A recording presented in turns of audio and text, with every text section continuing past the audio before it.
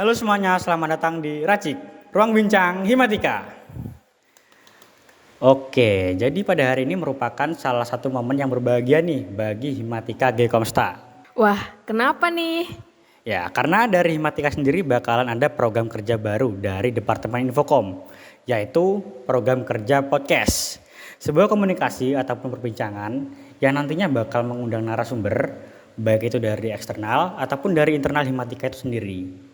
Dan yang pastinya bakalan membahas topik-topik yang menarik dan mungkin bisa dijadikan bahan edukasi ataupun pembelajaran bagi kita semua. Seperti itu.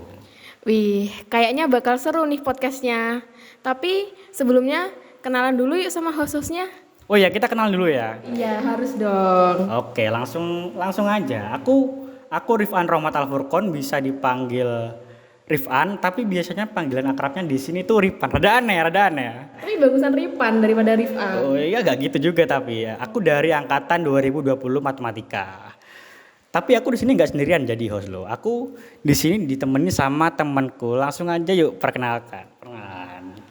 Oke, sebelumnya kenalin, nama aku Anissa Alkratu Aini. Biasanya dipanggil Nisa sama teman-teman aku. Aku juga dari matematika angkatan 2020.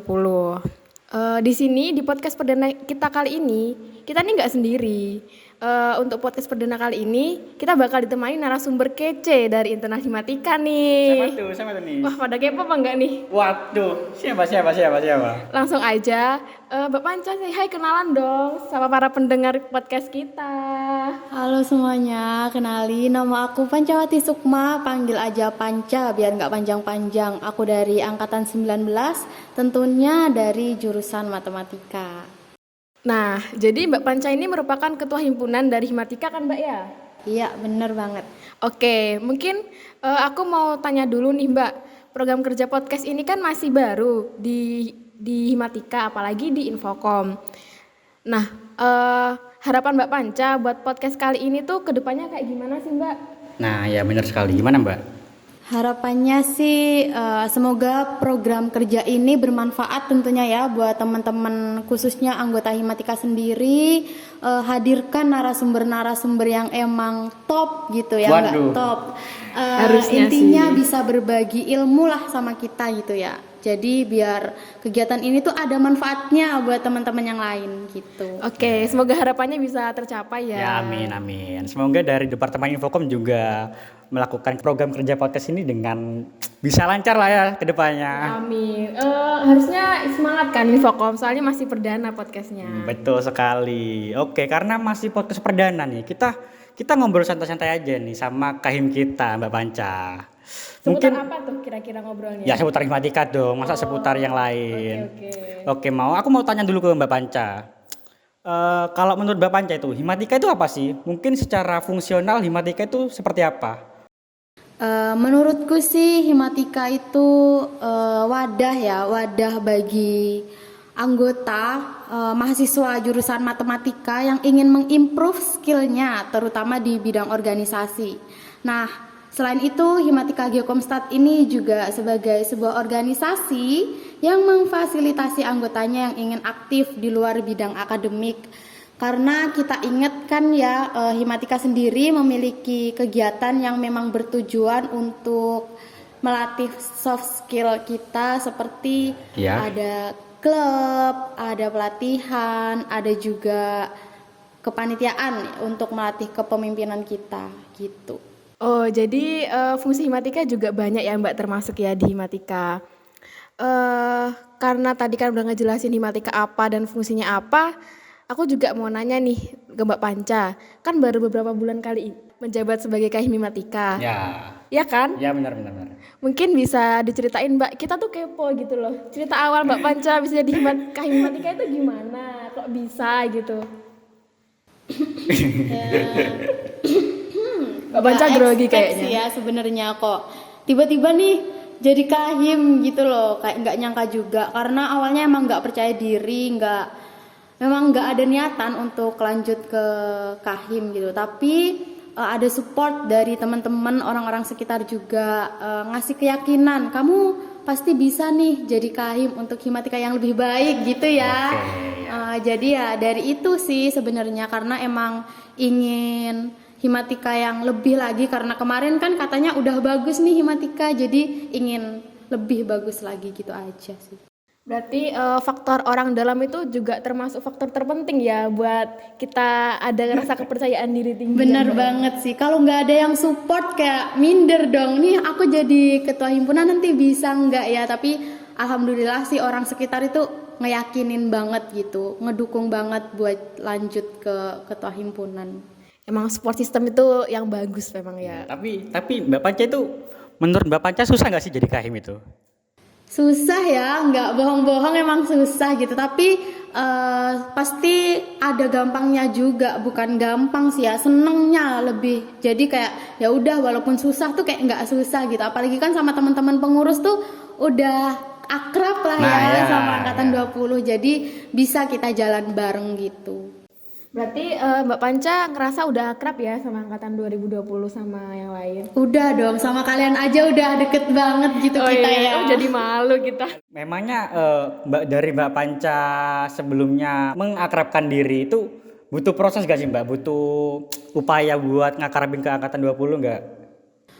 Iya sih, jadi aku akuin aja ya, aku tuh sebenarnya orang yang introvert. Kayak teman-teman udah tahu aku adalah seorang yang introvert, tentunya kan gak mudah buat gimana sih kita tetap bisa akrab sama teman-teman, banyak bahan obrolan, karena kan cara kita akrab kan tentu dengan ngobrol ya, sering ketemu juga. Dan kalau orang basicnya introvert tuh pasti capek ketemu orang banyak gitu. Tapi dari kepanitiaan sebelumnya kita sering komunikasi, sering ketemu juga kan ya. Jadi dari situ ngelatih aku juga biar lebih bisa buat ngobrol banyak di depan umum gitu sih. Oke, berarti kan kayak di kehimatikaan, organisasi himatika ini kan pastinya banyak pengurus, banyak kepala, banyak sifat dan banyak karakter yang Mbak Panca temui nih. Nah dari Mbak Panca sendiri tuh kayak ada ngerasa susah nggak sih kayak ngodinir masing-masing pengurus itu? Kayak kan pasti ada perbedaan pendapat di salah satunya. Itu Mbak Panca kira-kira ada tips atau trik atau merasa susah nggak buat ngedeketin mereka, ngordinir satu-satu gitu? Kalau ditanya susah sih susah-susah gampang ya, karena emang bener tadi yang dibilang sama Nisul. Kalau banyak banget yang nggak sejalan gitu kan, kita kan punya pemikiran kita masing-masing. Jadi aku tuh punya pendapat gini. Nah, gimana buat ngesatuin tujuan kita? Tentunya yaitu kita obrolin bareng gitu. Misal Nisul, Mbak, aku punya saran ini buat himatika gitu. Ripan juga, Mbak, aku ada saran ini. Nah, kita cari jalan tengahnya, mana nih yang lebih baik gitu. Atau kalau misal bisa digabungin, kita compare aja biar makin berinovasi gitu. Oke, berarti kan Mbak Panca juga termasuk punya pengalaman yang banyak di dalam berorganisasi ya, apalagi di himatika. Nah, aku juga pengen tanya nih Mbak, sebelum menjadi himatika itu Mbak Panca pernah ikut organisasi apa aja sih? Dan dalam organisasi kan pasti ada divisi. Nah, Mbak Panca juga pernah ikut divisi apa? Bisa diceritain gitu ke kita? Ikutnya sih selama kuliah ini cuman ikut himatika juga. Cinta banget sama himatika. Cinta banget sama himatika. Tapi dulu kan bukan kahim ya. Dulu tuh aku di departemen penalaran. Jadi kenapa juga milih departemen penalaran tuh emang proker-proker kegiatan yang di departemen penalaran itu kan lebih ke lomba keluar, kita nyari relasi di luar gitu. Nah, tujuanku ya itu gimana caranya aku biar bisa punya kenalan dari orang luar gitu, nggak cuman seputar himatika kan, gak temenan sama anak-anak matematika cuman itu tuh doang gitu kan ya. Jadinya cari yang lain gitu, masuk ke situ juga. Prokernya tuh menurutku ya dulu masih anak-anak gitu pas zaman kuliah. Kayak keren-keren banget sih prokernya, ada olimpiade, ada LKTI gitu kan, kayak wah kalau jadi kepanitiaan ini kayaknya kece nih gitu. Tapi jadi prokernya kan keren-keren sih. Iya bener, keren-keren tentunya. Tapi selain di himatika ada nggak Mbak organisasi yang diikuti Mbak Panca selama berkuliah nih? Kalau organisasi sih mungkin anggota ya, ada satu UKM itu IONS, itu ikut itu sih, cuman kegiatannya itu selama pandemi ini Iya. kan kegiatannya online terus. Aku sendiri ternyata belum bisa bagi waktuku gitu loh. Jadi antara kuliah awal-awal online itu kan kuliah tugas banyak banget Iya, kan. banyak banget. Kuliah jarang tapi tugas numpuk gitu kan. Laporan-laporan apa lagi? Nah, bener banget, jadinya kayak nggak aktif juga ke situ. Terus mulai coba nge-upgrade diri, ayo benerin lagi buat ngatur waktunya gitu. Oke, tadi Mbak Panca kan nyinggung kayak kuliah masih online. Juga dari kepengurusan Himatika yang tahun kemarin juga full online kan? Iya, Dari kepengurusan maupun dari kepanitiaan dan acaranya semua juga online kan? Iya, online. Nah, dari online itu apakah ada kendala nggak sih Mbak? Kendala tuh Iya, banyak kendala. ya, apalagi kegiatan online itu kan baru kita temuin gitu. Awalnya kalau kita ada kegiatan ya datang aja ke kampus Langsung gitu. gitu ya, Iya, sekarang kita harus pakai Zoom dan aplikasi lain.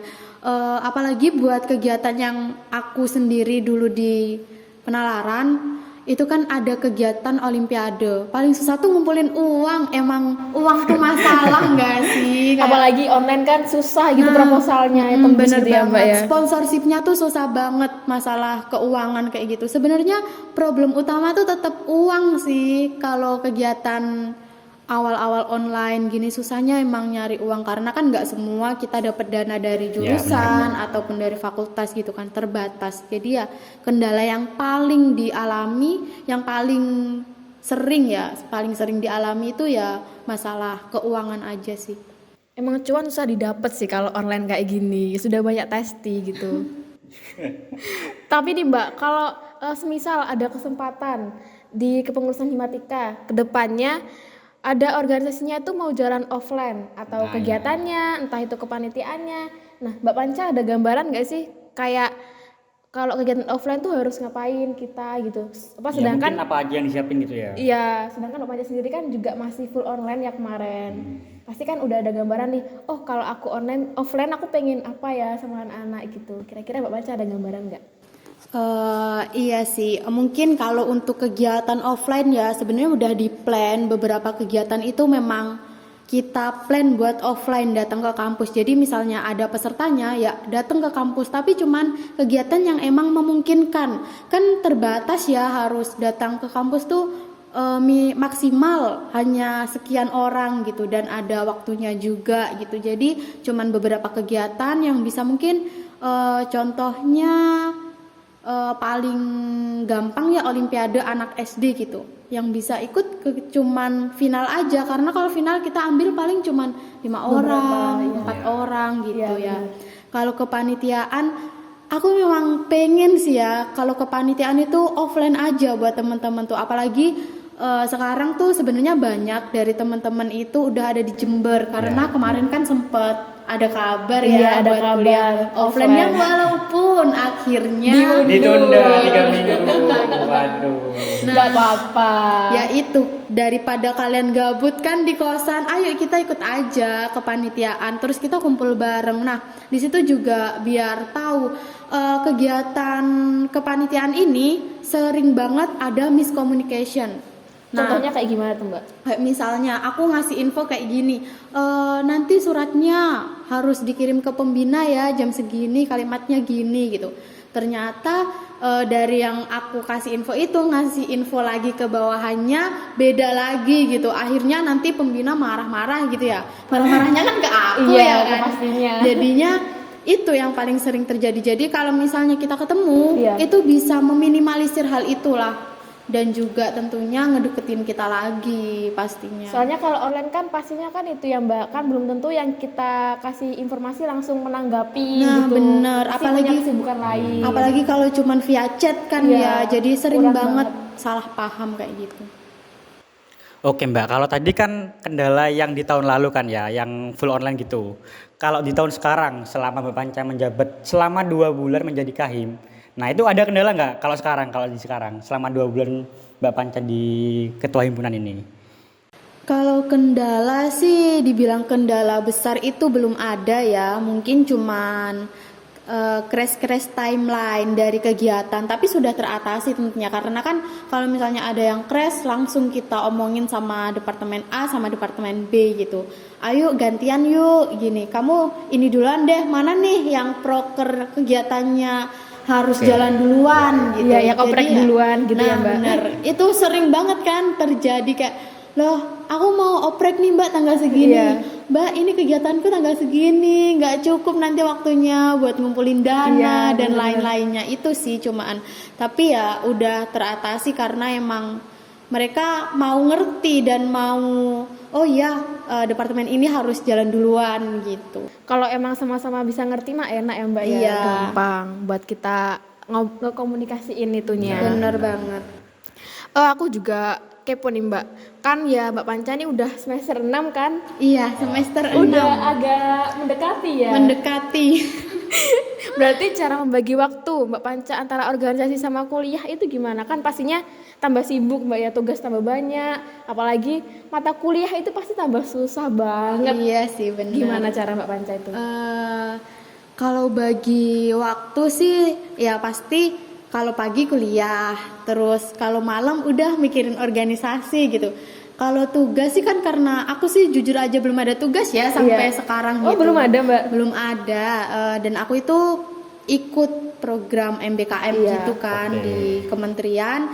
Jadinya ya kuliahku tuh bebannya agak sedikit gitu. Ya paling kalau misalnya aku ada kesibukan kuliah atau program MBKM ku, aku bilang ke anak-anak, sama kan kalian punya ketua divisi ya. Iya, Jadi punya. aku pasrahin dulu ke mereka, ini handle dulu ya, nanti aku balik jam segini. Kalau ada apa-apa, kalau emang nggak bisa, telepon aja aku kalau emang penting gitu, emang nggak bisa harus aku gitu ya. Tapi kalau selama kalian departemen itu masih bisa atau kadif masih bisa ya, aku serahin dulu ke mereka. Kalau aku udah selesai sama urusan kuliah, aku balik lagi ke mereka gitu. Oke. Berarti udah tertata gitu lah Mbak ya. Iya. Karena ada pengalaman organisasi sebelumnya. Jadi Bener. agak gampang gitu bagi waktunya. Oke. Oke, next kita mau bahas organisasi nih Mbak. Organisasi. Menurut Mbak Panca nih, organisasi itu penting nggak? Mungkin plus minus ikut organisasi itu seperti apa? Menurutku sih penting banget ya. Oke. Kalau plus minusnya untuk orang lain sih, ya plusnya tuh tentunya menurutku sendiri itu tuh ngelatih banget kan, ada soft skill yang emang nggak aku dapet di kuliah gitu, kayak misal kepemimpinan, public speaking, ataupun skill seperti misal aku harus ngedesain gitu kan, ada sendiri gitu Ya kan. kayak Infocom ini ya Mbak Nah ya. benar, kayak Infocom ini.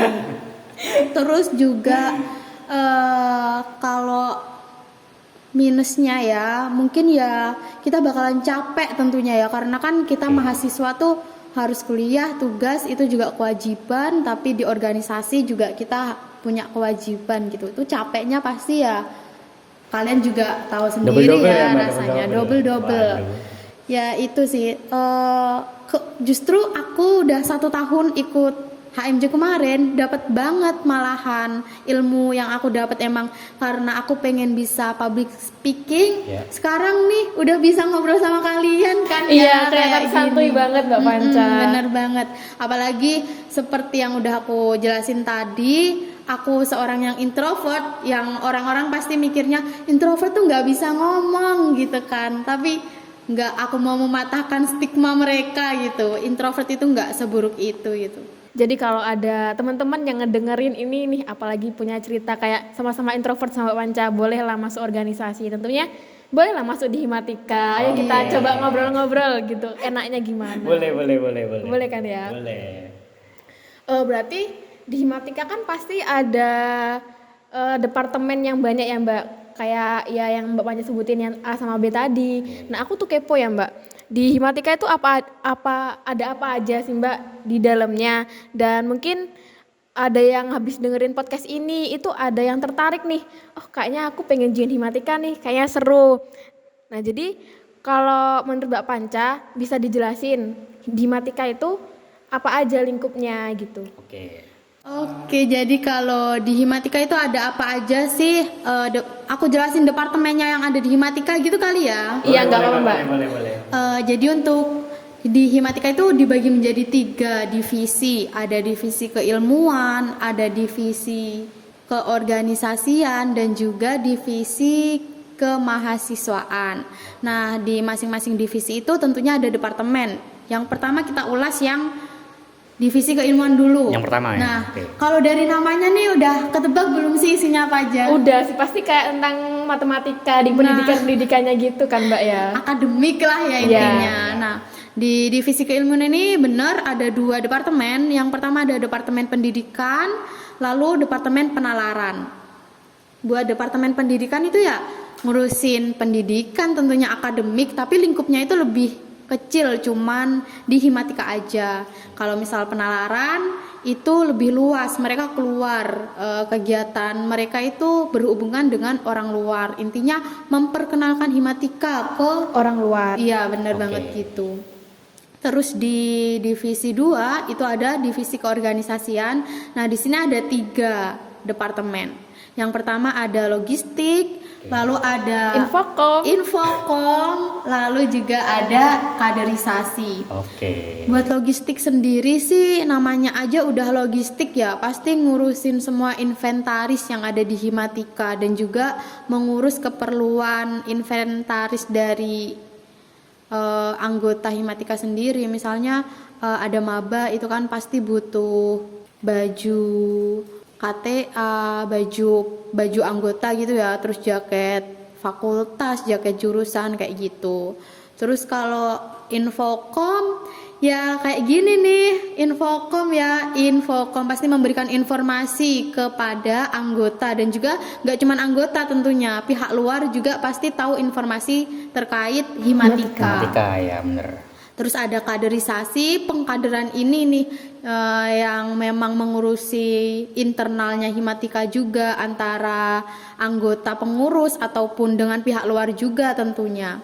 Lalu kita lanjut ke divisi yang terakhir, ada divisi kemahasiswaan. Itu ada 2, yang pertama Humakesma dan yang satunya adalah PPM. PPM ini pengembangan potensi mahasiswa.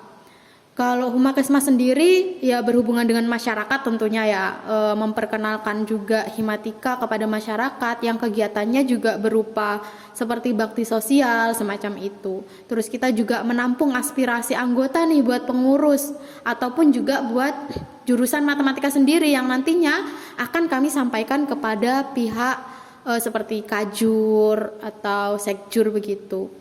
Lalu untuk pengembangan potensi mahasiswa, nah di sini tempatnya mahasiswa tuh melatih soft skill yang berbau-bau kayak kesenian gitu, desain, olahraga, pokoknya yang non akademik banget lah. Ini tempatnya di sini. Nah kita jadi wadah buat teman-teman anggota Himatika buat ngelatih soft skill mereka.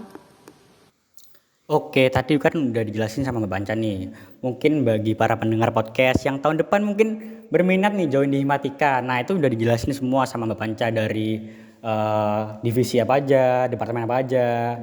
Nah, mungkin dari para pendengar podcast kalau mau join bisa langsung ke tanya-tanya Mbak Banca ya. Karena kurang jelas. Langsung dibalas sama Mbak Banca dengan senang Pastinya hati. dong. Iya dong, Waduh. pasti. Mungkin itu aja ya Mbak podcast perdana kita kali ini. Aku juga mengucapkan terima kasih banyak buat Mbak Banca yang udah bersedia hadir menemani. Terima kasih ya, Mbak. Iya, menemani Infokom di podcast perdana kita kali ini. Aku juga ada sedikit Apa nih? apa itu kayak bilang nih ke pendengar. Bagi pendengar nih yang punya ide-ide atau topik-topik, Nah, ya bener ya kan, ya. yang bisa digunakan untuk podcast selanjutnya bisa DM ke IG. Himatika_Geokomstat. Nah, Oke, diingat-ingat ya Himatika_Geokomstat. Atau bisa PC anak-anak infokomnya. Kayak Atau enggak bisa PC Ripan ini, Nah, boleh, hostnya, host kece kita. Waduh. Oke, kalau gitu kita pamit ya. Stay safe semua, stay healthy and stay with me. Jumpa lagi di podcast selanjutnya. Salam dari host kece sepanjang masa. Yo, bye-bye. Bye-bye semua. Makasih ya Mbak Panca. Oke, sama-sama.